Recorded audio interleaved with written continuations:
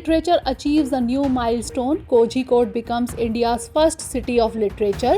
Kozhikode included in UNESCO list of creative cities.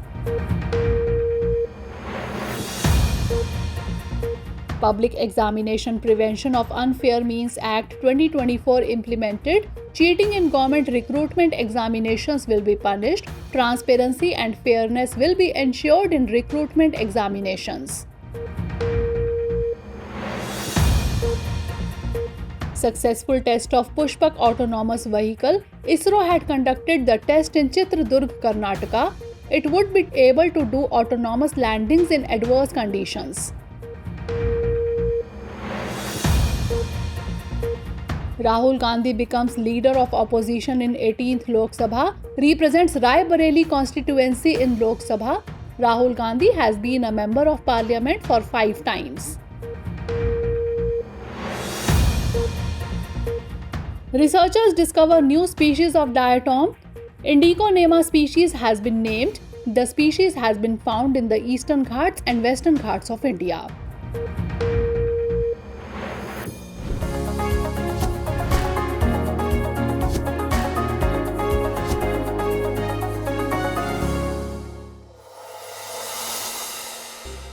Recently, Kozhikode was officially declared India's first UNESCO City of Literature.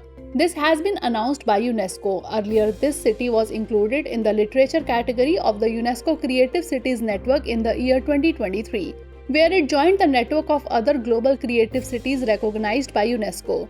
Let us tell you that Kozhikode, formerly known as Calicut, was a historically and culturally rich city.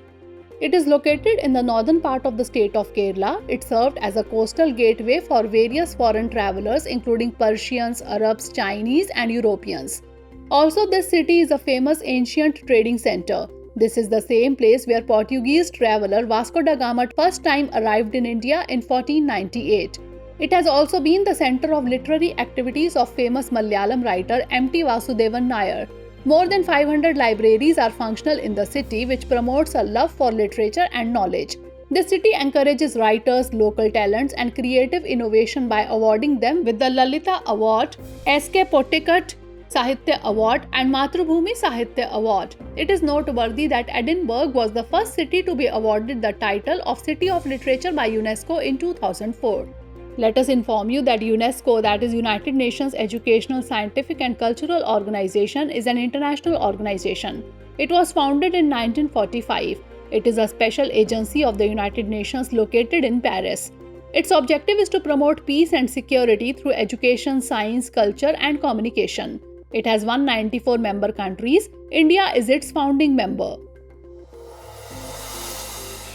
Recently, the Ministry of Education has cancelled the UGC NET examination held in June 2024. The ministry has taken this step due to irregularities in the UGC NET examination conducted by NTA. Apart from this, there are also allegations regarding the fairness of the NEET UG examination. In such a situation, the government has enacted the Public Examinations Prevention of Unfair Means Act 2024 to stop rigging in the examinations. Let us tell you that the Public Examinations Prevention of Unfair Means Act 2024 is a law passed in the Lok Sabha. Its purpose is to address the issue of malpractice in government recruitment examinations. This law came into force on 21st June 2024. In this act, the irregularities in the examination have been included in the list of crimes, which includes leaking of question papers or answer keys, assisting candidates directly or indirectly in an unfair way, and tampering with computer networks, resources, or systems. It also includes collaborating with service providers and using fake websites as well as leaking confidential information. Also, there is a provision for strict punishment, which includes imprisonment of not less than 3 years and extended to 5 years with a fine of up to Rs 10 lakhs. At the same time, a provision of a fine of up to Rs 1 crore has been made for the service providers appointed for the conduct of the examination. Such service providers shall be barred from being assigned with any responsibility for the conduct of any public examination for 4 years. This act empowers police officers not below the rank of Deputy Superintendent of Police to investigate crimes under the act. The Act will include various types of examinations such as UPSC, SSC, RRBs, IPBS and central government recruitment examinations conducted by NTA. Let us inform you that NTA, that is National Testing Agency, is an autonomous body established by the Government of India. It was established in the year 2017. Its objective is to conduct national level examinations for admission to various educational institutions and universities. Recently, the central government partially implemented the Telecommunications Act 2023. Its purpose is to achieve the vision of developed India, which is based on the principles of inclusiveness, security, growth, and accountability. Its objective is to develop, expand, and operate telecommunications services and networks and allocate spectrum. It also amended and integrated the laws related to similar matters. This act will replace the Indian Telegraph Act 1885 and the Indian Wireless Telegraph Act 1933. Let us tell you that under the Telecommunications Act 2023, the Universal Service Obligation Fund will be replaced by the Digital India Fund, which will be used to finance research and development and pilot projects. At the same time, a provision has also been made in this new rule to protect consumers from spam and inappropriate communications. This rule allows the government to take over the control and management of any telecommunications service or network in the case of national security, friendly relations with foreign states or war. Let us inform you that the Telecommunications Act 2023 was passed by the Parliament in December 2023. It was published in the Official Gazette on 24th December 2023 after getting the assent of the President. Recently, President Draupadi Murmu administered the oath to Bhartruhari Mahtab as the Pro-tem Speaker of the 18th Lok Sabha. The Pro-tem Speaker is appointed by the President as the temporary Speaker. He administers the oath to the new members of Parliament. He also plays an important role in overseeing the proceedings of the House until the permanent Speaker is elected. It is noteworthy that pro-tem is a Latin word which means for the time being. Let us tell you that the pro-tem Speaker is appointed from among the members of the House. Usually, he is the senior-most person in the House. His post is not mentioned in the Constitution of India. His appointment and oath-taking are mentioned in the working manual of the Ministry of Parliamentary Affairs. At the same time, the post of pro-tem Speaker ends after the selection of the permanent Speaker of the Lok Sabha. Let us inform you that the Lok Sabha Speaker, also known as the Speaker, is the chief officer of the lower house of the Parliament of India, that is the Lok Sabha. There is also a Deputy Speaker of the Lok Sabha. The post originated in 1921 under the Government of India Act 1919 as President and Deputy President of the Central Legislative Assembly. In the Government of India Act 1935, the names of the President and Deputy President were changed to Speaker and Deputy Speaker respectively. It is noteworthy that the Speaker and Deputy Speaker are appointed under Article 93 of the Constitution of India. The tenure of Speaker and Deputy Speaker is 5 years. He presides over the joint meeting of both the houses of the Parliament. He also decides whether a bill is a money bill or not. Also, it has the power to dissolve the House or adjourn the meeting in the absence of a quorum. Recently, Rahul Gandhi has been appointed the leader of the opposition in the 18th Lok Sabha. Rahul Gandhi has been a member of Parliament 5 times and is currently representing the Raebareli constituency in the Lok Sabha. Let us tell you that the post of leader of opposition in the Lok Sabha has been vacant for the last 10 years because between 2014 and 2019, no opposition party had secured a minimum of 10% of parliamentarians of the total strength of the House, which is essential for the leader of the opposition. Let us tell you that the leader of the largest opposition party is recognized as the leader of the opposition in the House, which has won at least 1/10 of the total seats in the House. He constructively criticizes the policies of the government and provides an alternative government. He gets a salary, allowance, and other facilities equal to that of a cabinet minister. It is noteworthy that the post of leader of the opposition is not mentioned in the Constitution of India. But he is mentioned in the Parliamentary Statute. He, along with the Prime Minister and Union Cabinet Minister, is part of the selection committee that appoints the Chief Election Commissioner and 2 other election commissioners. He is also a member of the committees that select the heads of Lokpal, ED, and CBI directors, CVC, CIC, NHRC, etc. To become the leader of opposition in the Lok Sabha, he should be a member of Lok Sabha and should be a member of the party having the largest number of members in opposition and should be recognized by the Speaker of Lok Sabha. Let us inform you that Ram Subhag Singh was appointed as the first leader of opposition in Lok Sabha in 1969. However, Lok Sabha did not recognize any official leader of opposition till 1969. Later, in 1977, statutory recognition was given to leader of opposition. Recently, the Indian Space Research Organization completed the third reusable launch vehicle landing experiment RLV Lex 03 on 23rd June at the Aeronautical Test Range in Chitradurg, Karnataka. This was the third and final test in the landing experiment series.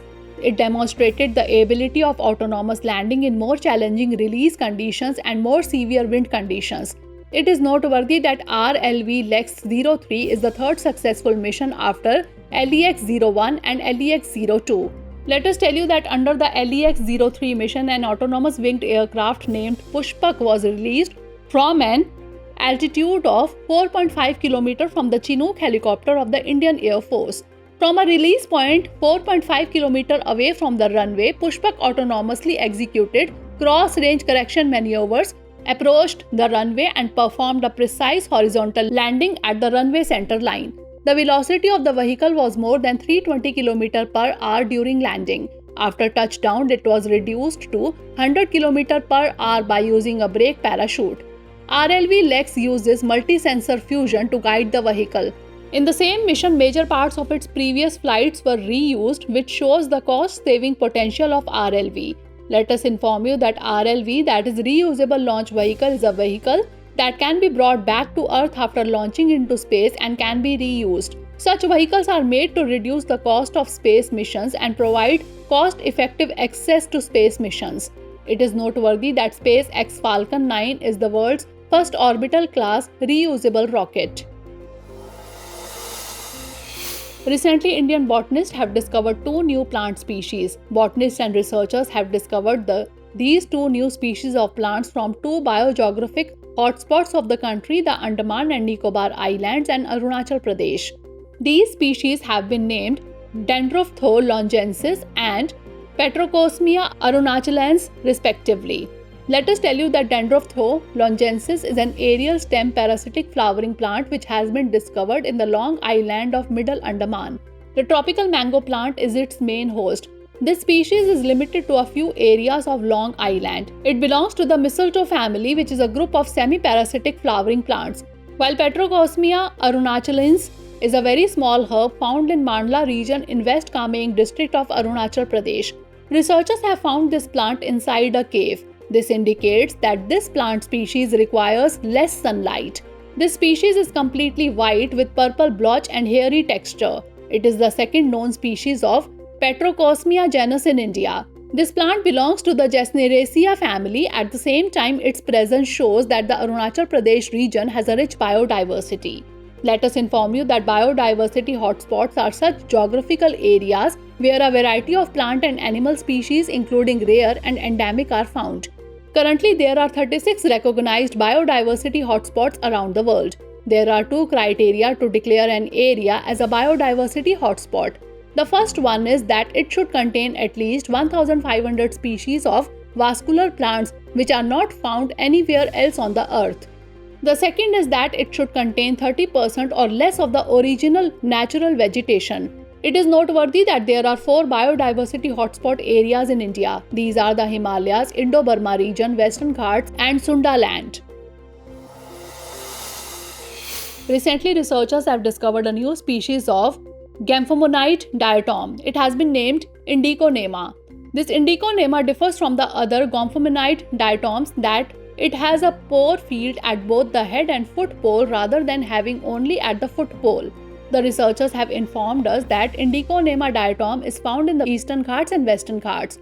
This research underlines the importance of diatoms in shaping the biodiversity of various landscapes across India. Researchers believe that the Indiconema similarity makes it like Afrosimbela, which is an endemic genus in East Africa. Let us tell you that diatoms are microscopic algae which produce 25% of global oxygen. It is every fourth breath of oxygen that we take. They serve as the basis of aquatic food chain. They are good indicators of aquatic health due to their sensitivity to any change in water chemistry. It is also one of the major components of phytoplankton, which are found in almost every aquatic environment, including fresh and marine waters. Let us inform you that the cell wall of diatoms is made of silica. Its cell wall has a specific pattern of microscopic pores, through which they absorb nutrients and release waste.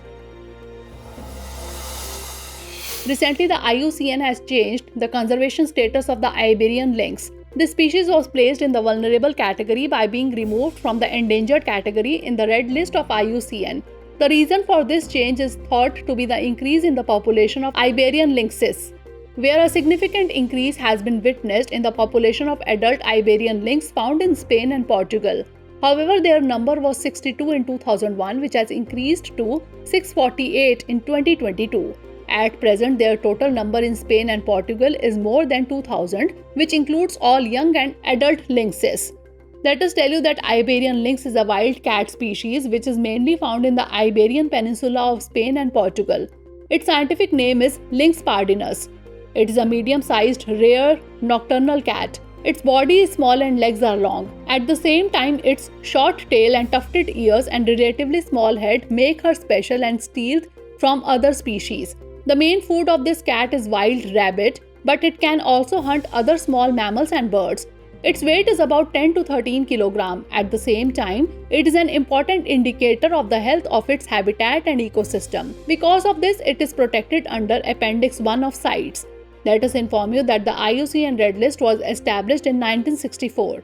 It is operated by the International Union for Conservation of Nature. It is an important list that evaluates the conservation status of animal and plant species around the world. Its purpose is to assess the risk of extinction of species, also to set up priorities for their conservation. Recently, UNCTAD, that is United Nations Conference on Trade and Development, has released the World Investment Report 2024. This report focuses on the trends of foreign direct investment in countries from around the world and the factors that improve development. According to this report, global foreign direct investment has decreased by 2% in the year 2023. Also, foreign direct investment inflow in developing countries has decreased by 7% to $867 billion. China, the second largest foreign direct investment recipient country in the world, also witnessed an abnormal decline in FDI inflow.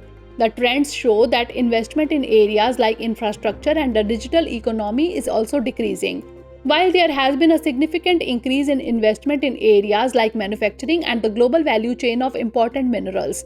Let us tell you that foreign direct investment is an investment that an individual or company invests in a company located in another country. In this way, many companies expand their business from their country to other countries. This process happens when the investing company has direct control over the company in which it is investing. This helps in the economic development of the economy. It also helps in creating employment opportunities, bringing new technology, and improving infrastructure. Let us inform you that UNCTAD is an organization of the United Nations related to trade and development. It was established in the year 1964 by the United Nations General Assembly as a permanent intergovernmental body. Its objective is to connect developing and least developed countries and countries with transitional economies with the global economy. Its headquarters is in Geneva. At present, it has 195 member countries. With all the top news we have covered in this bulletin, let's now focus on 5 questions based on all news covered so far.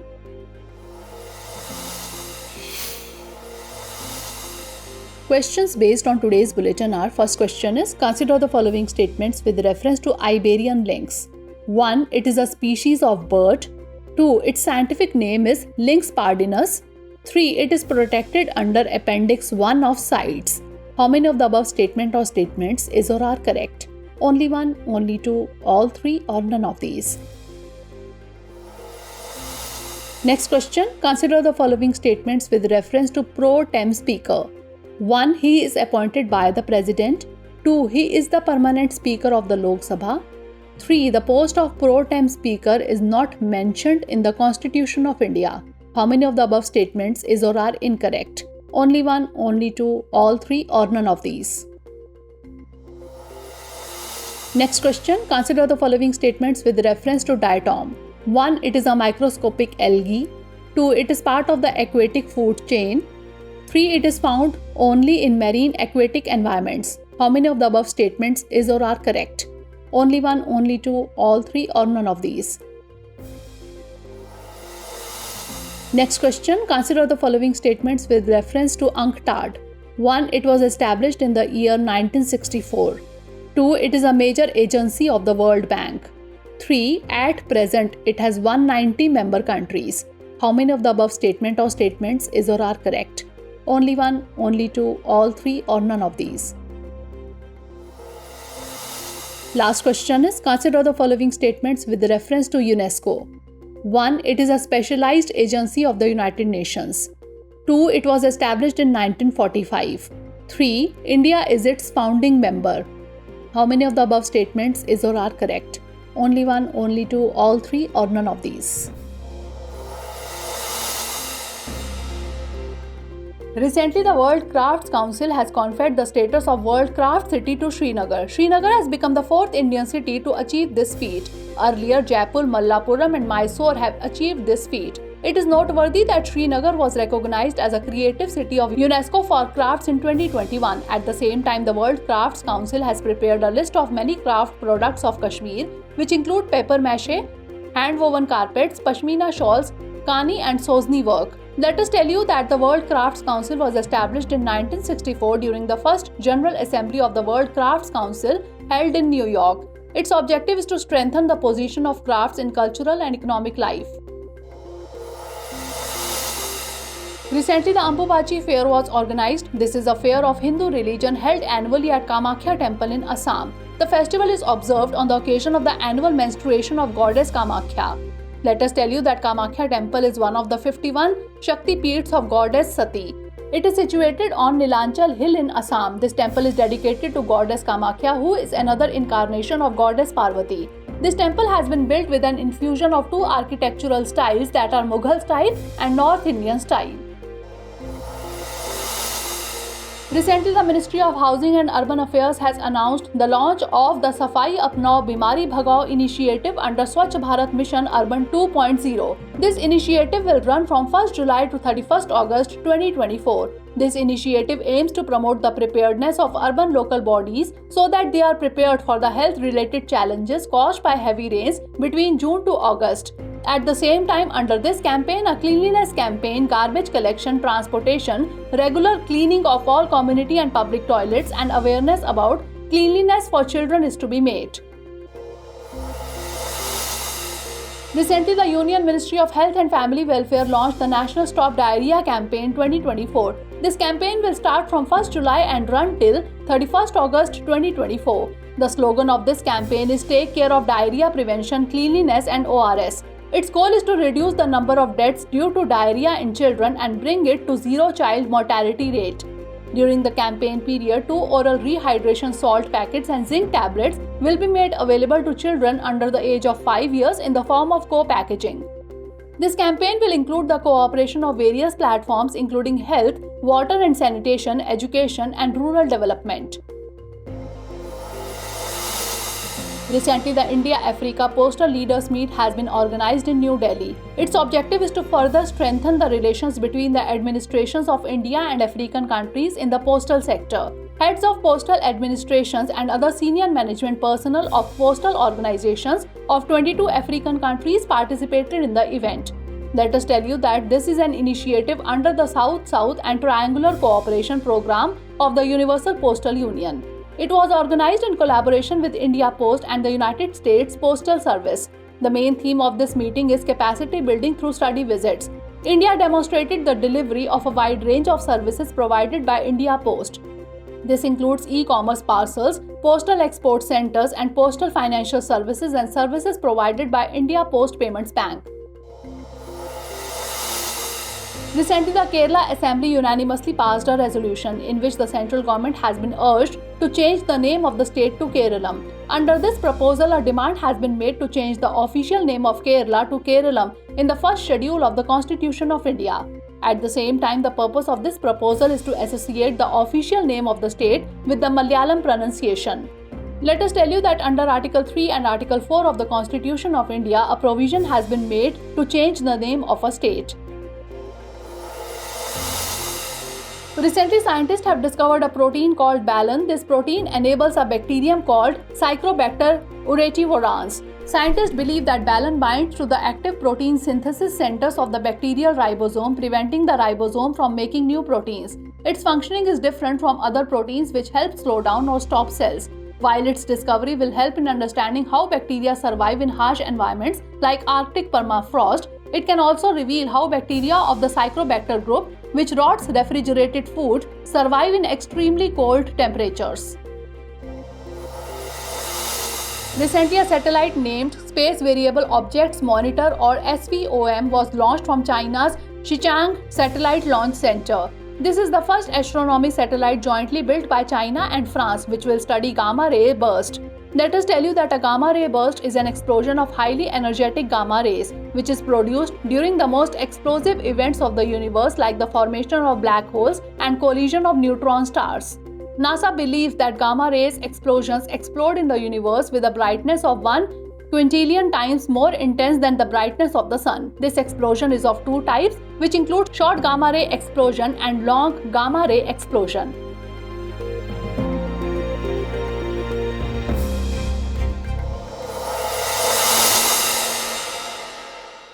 For more informative content, like, share and subscribe, and do not forget to press the bell icon to get the notifications.